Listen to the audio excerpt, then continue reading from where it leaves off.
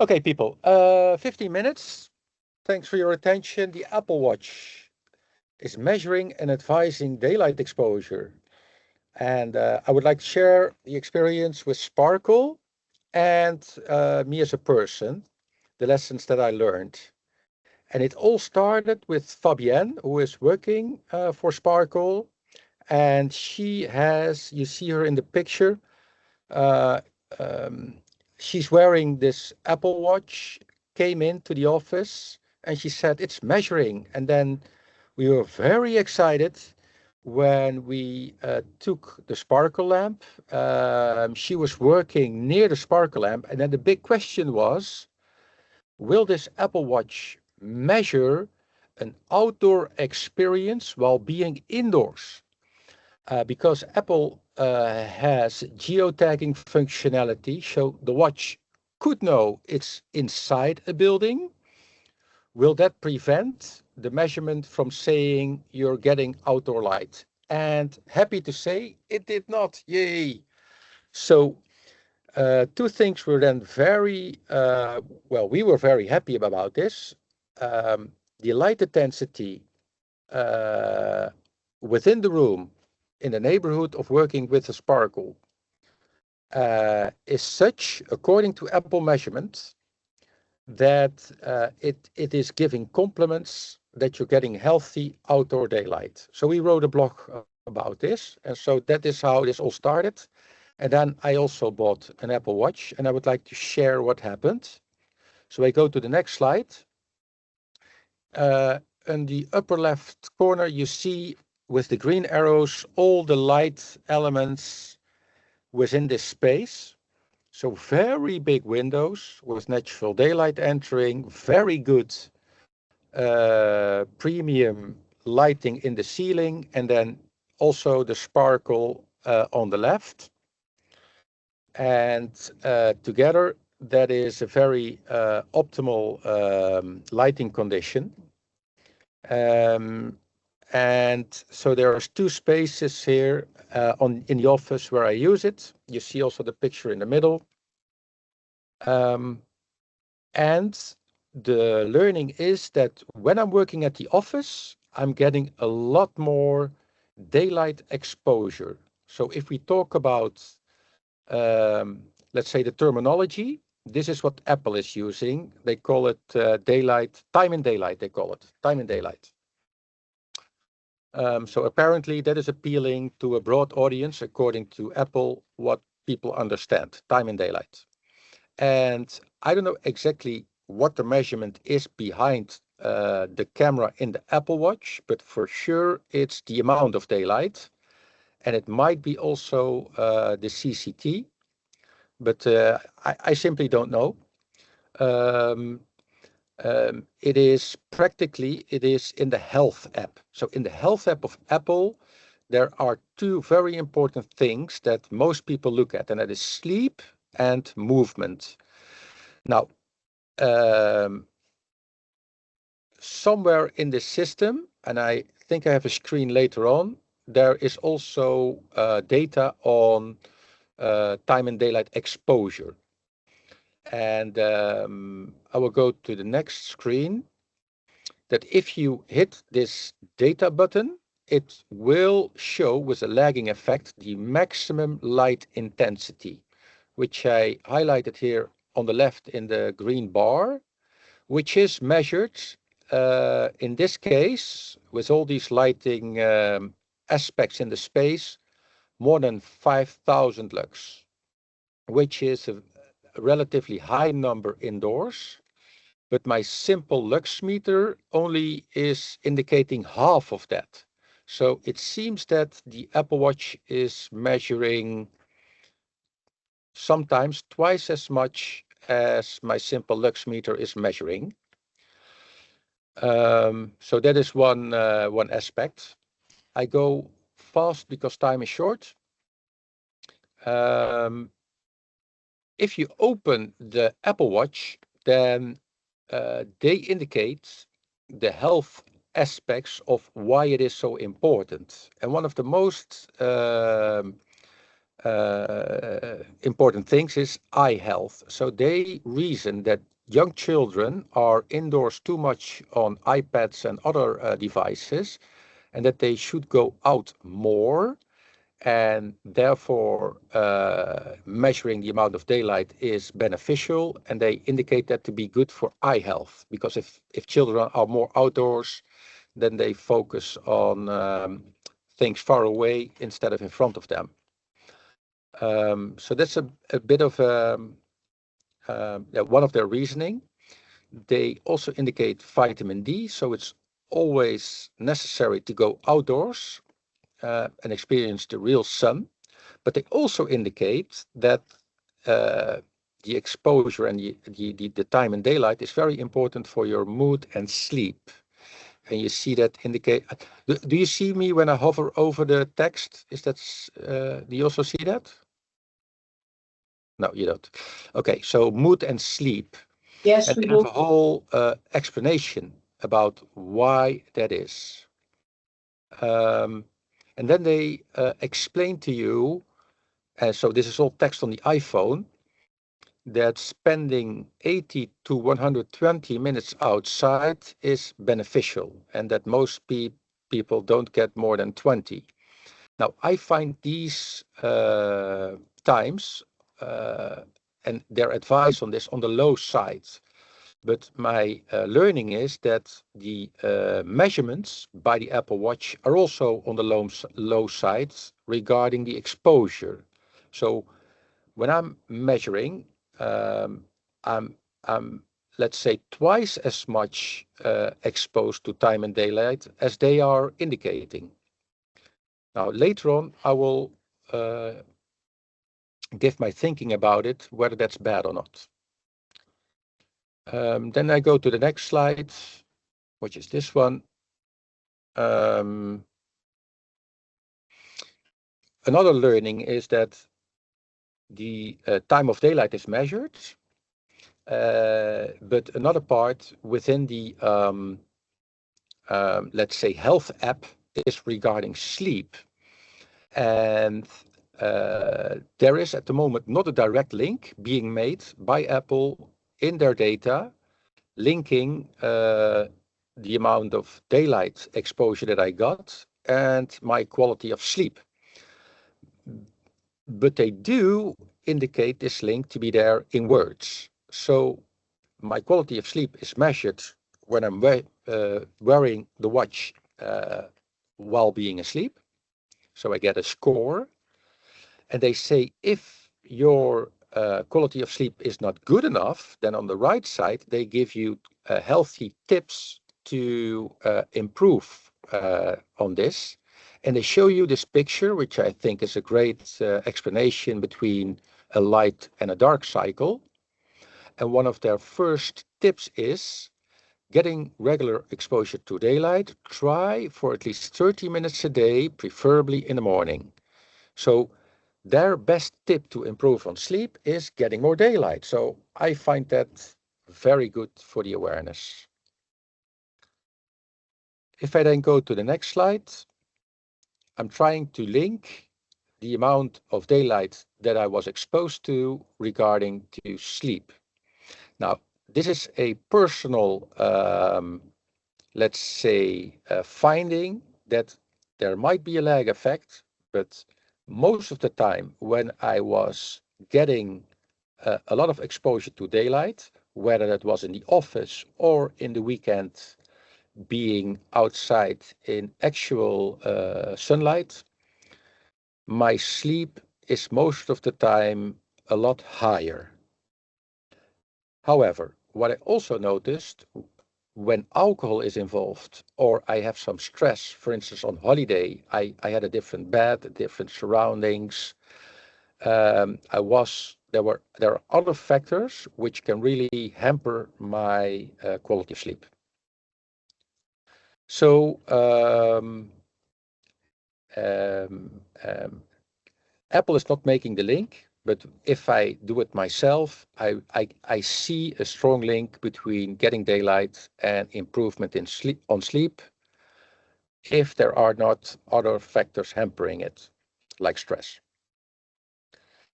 Because I'm so happy with what, for awareness that Apple is measuring this. I was not the only reason, but I went to Las Vegas to the Consumer Electronics Show.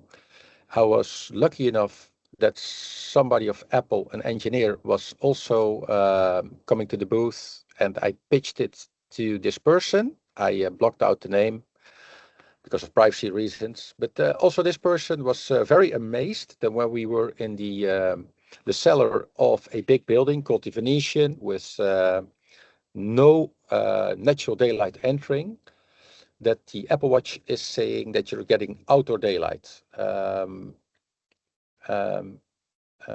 Yeah, so finding a strategic partner with Apple didn't happen. I'm still waiting for the phone call, but I was happy that I was able to pitch it. And it was a very great experience, and I was very happy being indoors that I was still getting my daylight intake.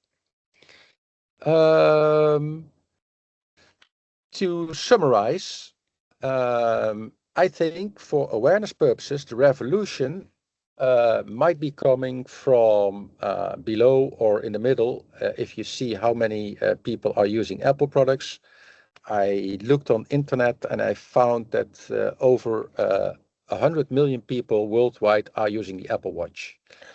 And if you have Series 6, SE or newer models, then they are measuring daylight exposure. So I think many people now are able to become aware, but the challenge is, do they know where to find it? So the pictures show you where you can find it in the health app. The first step is to go to all health data. If you click on all health data, then somewhere it says time in daylight. Then you can pin it to the summary, and then it comes on top of all the data that is being measured in your health app. So then you have time in daylight high up there, and you're able to see it. Now, I think it is not the perfect measurement that the Apple Watch is doing, but it's a really great start for nudging behavior in the right direction. Because although the measurement might be too positive, for sure, it is not showing outdoor light exposure when I'm in standard, regular daylight conditions. So it makes you aware that going outside is beneficial, and if you want, and that when you're indoors, you're missing out. One big improvement is that Apple could link the daylight exposure to sleep score. I think more and more people are becoming aware that if you want to be healthy, vital, that your sleep is very important. And yes, in wording it is indicated, but it would be great if the data is also being transformed into information that you need more daylight to improve on sleep and therefore on your health. So I'm very happy that a big electronics company is now, let's say, on board and showing people that that this is of importance, but there's still some room for improvement. And for sure, I hope that other big companies will follow with their smartwatches, because Apple is the first and the only one doing it at the moment. So this is what I wanted to share on the presentation. Thanks for your attention. Maarten, thank you very much. You're welcome. Are there questions for Maarten? I see Lorraine raising her hand. Hi, everyone. Nice to be here.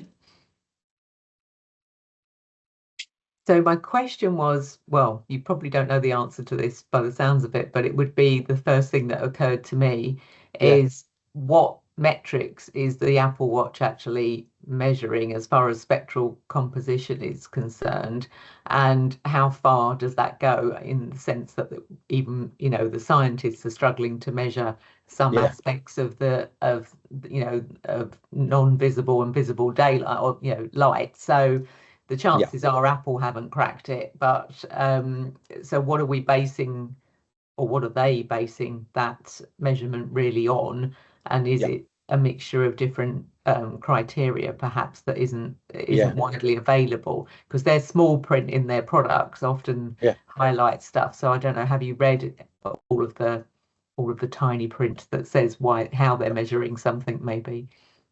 I looked for it, didn't find it. The short answer is I don't know. My best guess is it's only lux that they're measuring.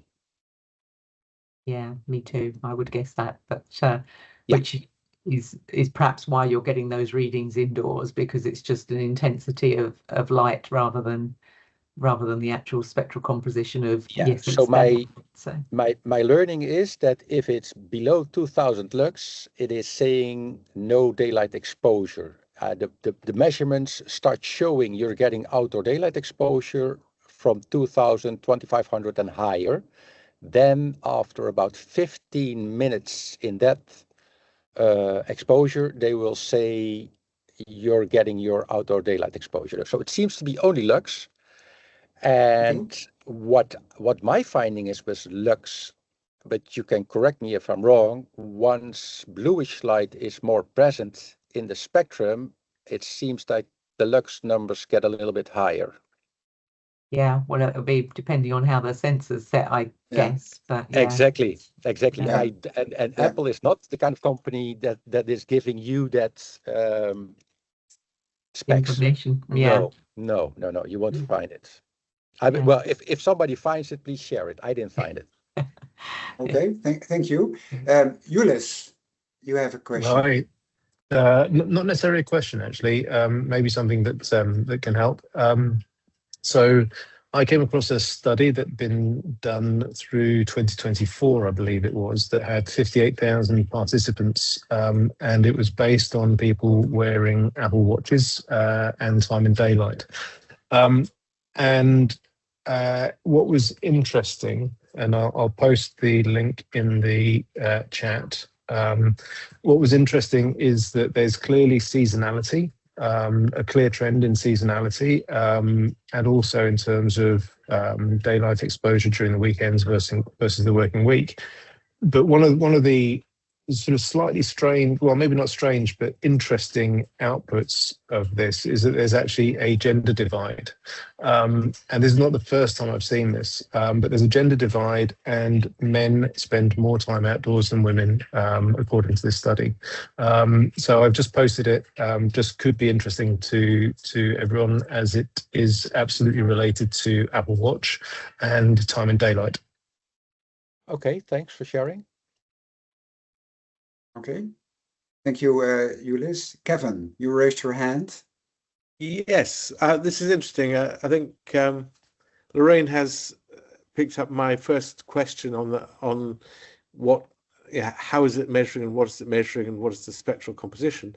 I would expect there has to be some spectral thing for it to be working under the Sparckel lamp. But however, the other thing is this an opportunity to make a good light group app? Couple of points about that. One, it'd be a good thing to do in order to expand our message and link back to our website and get more engagement with people. Two, it would give us some opportunities maybe to gather data ourselves. And do we know anybody who's good at apps or knows about apps or can write apps or drive an AI to write apps to do that? I thought about this from a Sparckel perspective, and I know somebody who's allowed to develop apps in close cooperation with Apple. My first response from this expert was Apple won't allow you to build apps on this specific sensor data. Apple is, well, so the chances of a company or a non-profit to be able to access it is relatively low. You can try it, but I didn't pursue on it anymore. Can I answer this? Can I answer this one, Jan? Yeah, sure. Yeah, I like it. Very interesting, Kevin. We have talked about this for years already, and we have done some tests to see how accurate a mobile phone is. There are huge differences between mobile phones in measuring light, but we agree that maybe it isn't that important to have a very, very accurate measurement. But if you could just say something is indoor or outdoor, at what time of day, etc. And for that, together with Oliver Stefani and Thomas Kanteman, we have written a proposal to get funding for that from the Daylight Academy, to do a kind of citizen science project together with Daylight Academy and the Good Light Group, to create an app that will measure both light intensity on the phone, as well as ask people some questions about how they experience light, and make a project where we both measure the light and we give information about light. So there is some, and there are some people. I'm going to the Daylight Academy tomorrow, and there are some initiatives of trying to do that together with the Daylight Academy. So hopefully, in the near future, yes, we will be able to create an app. And there is already something from a PhD student from South America doing some things in the same way. So we are trying to connect and create something together. Okay. So that is on a continuous way in our mind. And if we see an opportunity to create something like that, we'll definitely do it. Then in view of time, because we have 10 minutes left, Joachim, last quick question. Yeah, it's just I think some of it, as far as I know, it's mostly, there might be some chromaticity in the sensor, but mostly I think it's a light intensity that it measures, and then it basically sort of correlates these data up against motion and GPS. And to be honest, I think that's some of the most interesting things about this, because the sensor might not be that good, but we are seeing also in the scientific community, that when you begin to correlate some of these data around lighting, movement, GPS as such, you begin to get quite good models around some things around these non-visual effects of light. So it might be that when you begin to combine these things, you can get better models. Okay, good. Yeah, Thank you. just So to end off, I find that also once we start measuring and big amounts of people, big groups become a little bit more aware, I think that's a great thing. So I'm really happy that there's a start, and that the information on the iPhone explaining about this subject, although it's not perfect, it is the good information. So from a strategic point of view, I'm very happy with this development. Okay, thank you. Maarten, you can stop sharing now. Thank you for your interesting presentation about this new technology, and we'll hear from that more later.